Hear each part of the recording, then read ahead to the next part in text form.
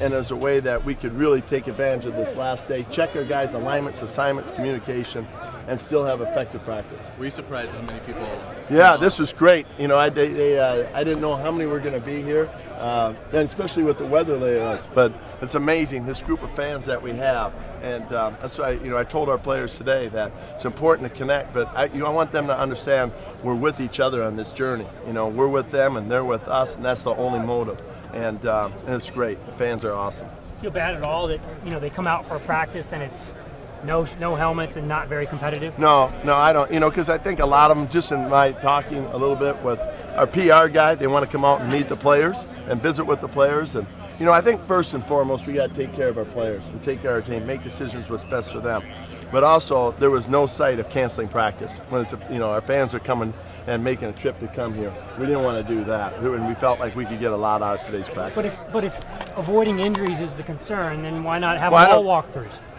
No. I don't think it's avoiding injuries was completely. I think that it was a way to challenge our players to say, hey, can we come out here? We're going to have this kind of tempo.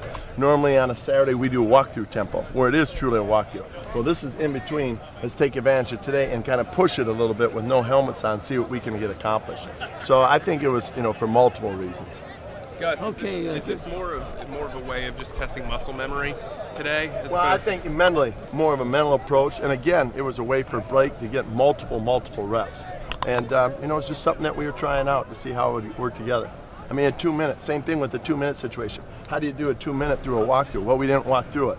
You know, it wasn't full speed, but we got enough accomplished, and we made some decisions. You know, there's an opportunity for us to spike the ball. We didn't make that decision to do that. We'll look back at it. We got to, you know, write that one down. With that much time left on the clock, we got to take advantage and spike it. So many learning opportunities come up regardless of the tempo. So is the team any better right now than it was this time last year? If so, why?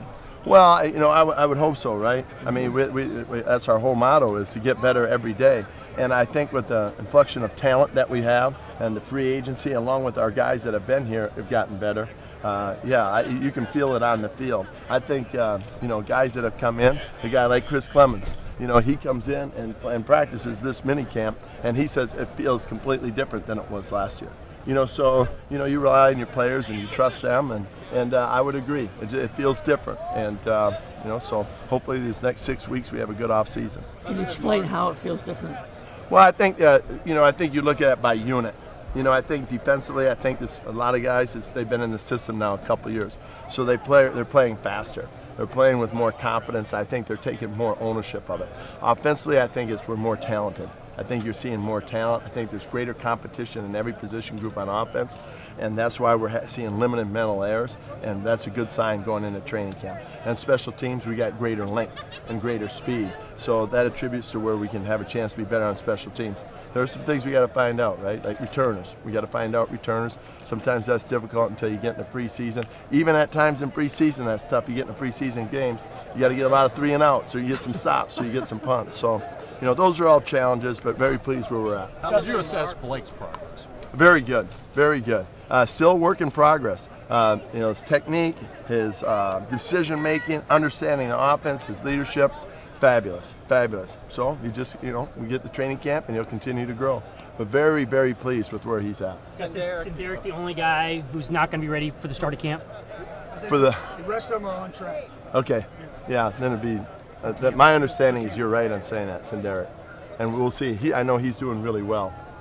Any particular message to the team as they head off here for a couple of weeks? Protect the team. That was the big message. You know, make decisions in these next 6 weeks. Make good decisions, great decisions, because their decisions affect not only their team but our organization. So, you know, rule number 1 is protect the team. That was a big part of it. And then also we had 3 things. The other one was that we've had a really good off season. 61 days here at practice through OTAs and minicamp, and felt like they really competed. And then, you know, come in, you know, really focus on these next 6 weeks and get the most out of that, so we come back in the best shape that we ever have been.